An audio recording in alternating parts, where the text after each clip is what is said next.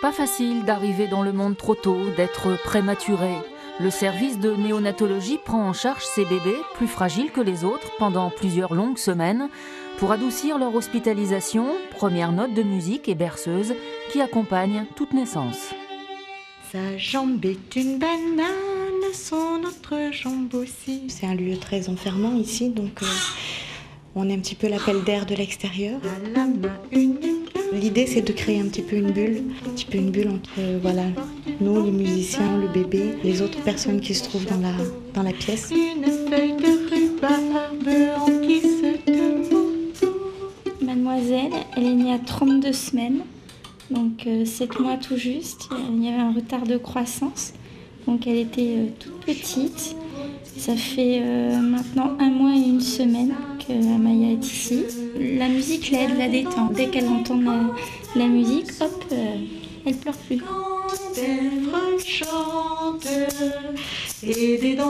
La musique a toujours adouci les mœurs. Les bébés, on peut constater parfois au niveau du visage des sourires, des petites grimaces, des yeux qui s'ouvrent, ou même au niveau du corps. Parfois, c'est plus dans le corps, avec des petits mouvements. Je me suis fait tout dit devant une poupée qui fait maman quand on la touche.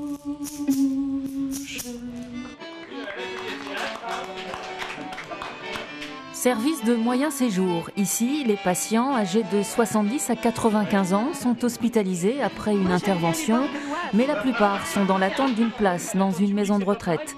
Les heures sont parfois longues, la venue de comédiens professionnels redonne le sourire. Je vous dis une phrase et vous la faites passer à votre voisine, d'accord? Voilà, oui. Alors, Et les roues vont passer. Oh, je me demande vraiment ce que je fous ici. Moi, je peux dire fou. Nous, qu'est-ce qu'on fiche là? Qu'est-ce qu'on fiche là? Ah oui, moi aussi. Je me demande vraiment ce qu'on fout ici. Oh oui, on aurait dû rester là-bas. Je ne sais pas le dire, mais dis donc, je me demande vraiment ce qu'on fout ici. C'est certain, oui. Hein? Dis-lui qu'il a vraiment une sale tronche.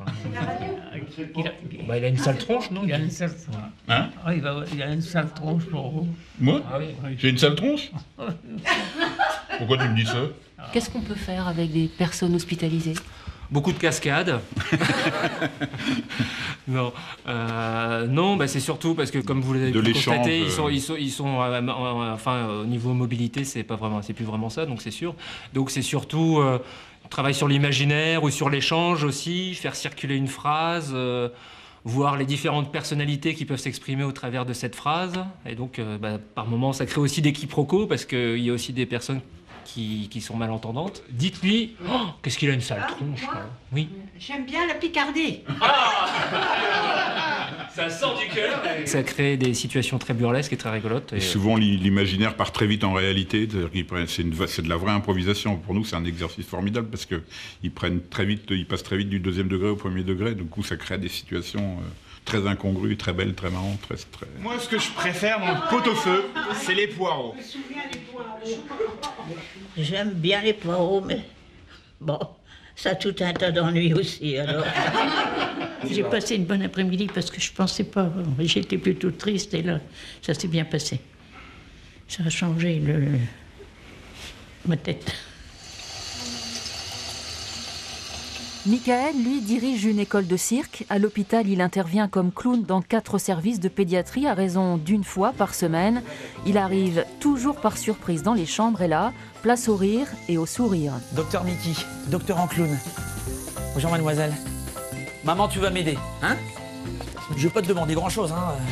Voilà, je te demande simplement de me tenir le bas. Voilà. Ouh là là.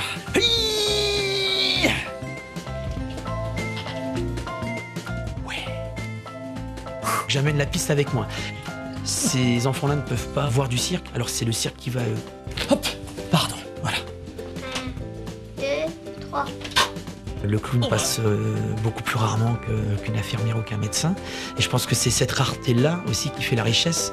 Donc ça veut dire que le clown, lui, il rentre et il ressort au bout de 5 minutes. Et pendant ces 5 minutes-là, il y a eu quelque chose qui s'est passé.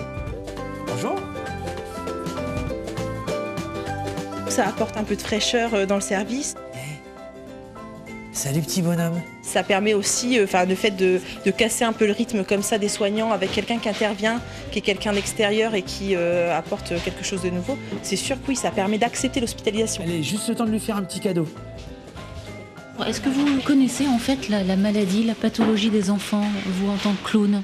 Généralement oui, mais pas toujours et pas dans le détail forcément avec le secret médical, mais par contre je sais qui je peux aller voir et qui je ne peux pas aller voir selon les ou la pathologie qu'ont les enfants. Voilà. Ensuite il y a un protocole forcément, un protocole médical, mais au-delà de ça, moi comme je ne suis pas protocolaire, j'envahis un peu le service. Il est bien parce qu'il vient dire bonjour aux enfants et puis il est content. Quand vous quittez l'hôpital, qu'est-ce qui se passe dans votre tête? Moralement, c'est pas toujours facile, c'est pas toujours évident. Donc oui, j'ai un petit laps de temps pour me remettre de tout ça et de revenir à la réalité entre guillemets. Mais le clown n'est pas triste puisqu'il a fait oublier la maladie quelques minutes. Si soigner est un art, l'art fait aujourd'hui partie des soins dans les hôpitaux, une façon de les rendre plus hospitaliers, une autre manière de guérir.